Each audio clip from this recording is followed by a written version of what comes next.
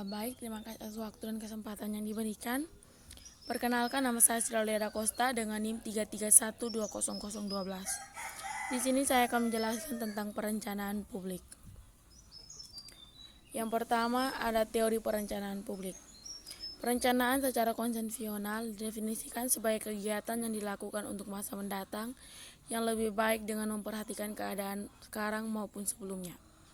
Perencanaan atau planning adalah proses yang dimulai dari penetapan tujuan organisasi, yaitu menentukan strategi untuk mencapai tujuan secara menyeluruh serta merumuskan sistem perencanaan yang menyeluruh untuk mengintegrasikan dan mengkoordinasi seluruh pekerjaan organisasi hingga tercapainya tujuan organisasi. Menurut Robin dan Coulter, inti dari perencanaan adalah sebagaimana mengantisipasi masa depan berdasarkan tujuan yang ditetapkan. Hal ini dapat ditempuh dengan melakukan persiapan yang didasarkan pada data dan informasi yang tersedia saat ini.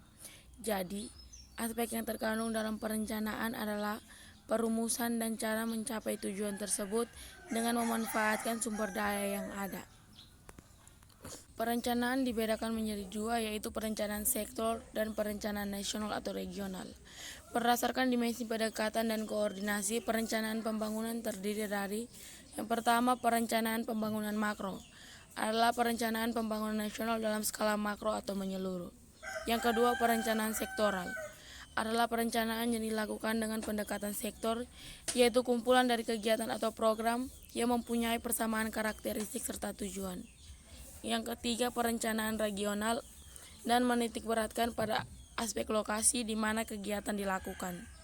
Yang keempat, perencanaan mikro, adalah perencanaan skala terinci dalam perencanaan tahunan, yaitu penjabaran rencana makro, sektoral maupun regional ke dalam susunan proyek dan kegiatan dengan berbagai dokumen perencanaan serta penganggarannya.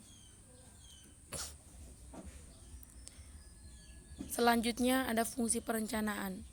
Perencanaan adalah kegiatan menetapkan tujuan organisasi dan diikuti pembuatan berbagai rencana untuk mencapai tujuan yang telah ditentukan tersebut. Oleh karena itu, ada beberapa konsekuensi semakin besarnya peran pemerintah dalam perencanaan dan pelaksanaan pembangunan. Yang pertama, dibutuhkan data dasar yang lebih lengkap lagi dalam pelaksanaan pembangunan di daerah agar setiap tahapan pembangunan dapat dilandasi oleh data yang lebih aktual. Yang kedua, dibutuhkan sumber daya manusia yang lebih baik lagi dalam proses perencanaan, pelaksanaan, dan evaluasi pembangunan. Yang ketiga, dibutuhkan partisipasi masyarakat dan swasta yang semakin besar dalam proses pembangunan. Yang keempat, dibutuhkan kreativitas untuk mencari sumber pendapatan di daerah yang baru. Hal ini untuk mengimbangi pertumbuhan pembangunan daerah yang semakin pesat. Selanjutnya ada sistem perencanaan publik.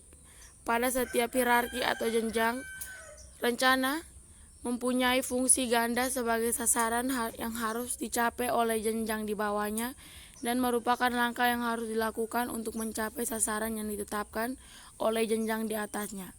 Ada dua rencana, yaitu yang pertama, rencana strategi yang disusun untuk mencapai tujuan umum organisasi, yaitu pelaksanaan misi organisasi, dan yang kedua ada rencana operasional yang merupakan rincian tentang bagaimana rencana strategi dilakukan. Selanjutnya ada sistem perencanaan. Sistem perencanaan dalam perencanaan dibagi menjadi 5, yaitu yang pertama politik, yang kedua teknokratif, yang ketiga partisipatif, yang keempat atas bawah atau top down, yang kelima bawah atas atau bottom up. Selanjutnya di sini ada sistem perencanaan pembangunan yang terdiri dari 4 tahapan, yaitu penyusunan rencana, yang kedua penetapan rencana, yang ketiga pengendalian pelaksanaan rencana, yang keempat evaluasi pelaksanaan rencana. Selanjutnya ada siklus perencanaan publik yang dibagi menjadi 13. Yang pertama, evaluasi hasil pelaksanaan tahun lalu dan penetapan prosedur perencanaan. Yang kedua, organisasi pendukung perencanaan. Yang ketiga ada penetapan asumsi perencanaan. Yang keempat, kriteria evaluasi hasil perencanaan atau SPM. Yang kelima, penyusunan indikator program. Yang keenam, penyusunan kertas kerja, perencanaan strategi dan program. Yang ketujuh, partisipasi masyarakat dalam perencanaan atau Musrenbek. Yang kedelapan, penentuan usulan perencanaan strategi. Yang kesembilan, penentuan draft skala prioritas dan plafon anggaran. Yang ke-10, penentuan usulan rencana program kerja. Yang ke-11, penyelesaian draft dokumen perencanaan. Yang ke-12, pembahasan draft dokumen perencanaan. Yang ke-13, penetapan dokumen perencanaan. Selanjutnya ada teknik perencanaan publik. Yang pertama ada perencanaan konferensif. Perencanaan konferensif dalam lingkup geografi biasanya berupa wilayah organisasi secara keseluruhan. Skala waktunya biasa jangka panjang dan unsurnya tertuju pada demografi, pembangunan ekonomi, transportasi, penggunaan lahan, fasilitas masyarakat, kegunaan publik, karakteristik atau keterbatasan lingkupan, dan peluang rekreasi.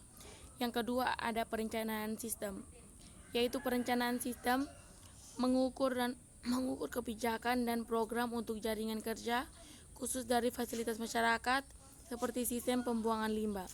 Yang ketiga ada perencanaan di tingkat daerah. Perencanaan daerah biasanya sesuai dengan subjek dalam perencanaan konferensif, dalam bentuk yang lebih detail dan lingkup geografi yang terbatas.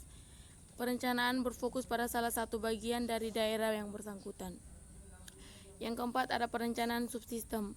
Perencanaan subsistem adalah perencanaan yang secara teknis lebih detail untuk subsistem dari fasilitas komunitas secara luas. Yang kelima adalah perencanaan tempat. Perencanaan tempat adalah perencanaan untuk menentukan tempat atau komponen khusus dari fasilitas komunitas secara luas seperti perawatan tumbuhan ataupun perpustakaan. Selanjutnya ada teknik perencanaan publik. Yang pertama ada survei. Survei biasanya yang digunakan ada 3, yaitu yang pertama survei melalui pos. Survei ini murah, tidak memerlukan pelatihan atau perekrutan pewawancara, mengizinkan subjek merespon dengan sesuka hatinya, dan menyediakan subjek waktu untuk menjawab secara rinci setiap pertanyaan yang mungkin memerlukan ketelitian. Yang kedua ada survei melalui telepon. Survei melalui telepon dapat dilakukan dengan cepat, lebih murah ketimbang survei kepada perorangan, dan menghindari bias yang disebabkan oleh penerimaan responden. Yang ketiga ada respon per orang.